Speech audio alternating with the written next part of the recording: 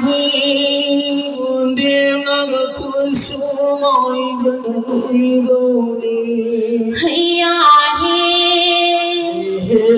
núi ghé núi đâu hayya he con nó lại đủ núi bani nó đã tay nó lại thương mình hayya he ôi nó quên lúc đi nó hayya he abi nó galing nó muốn đi nó hayya he pel lại vu câu hayya he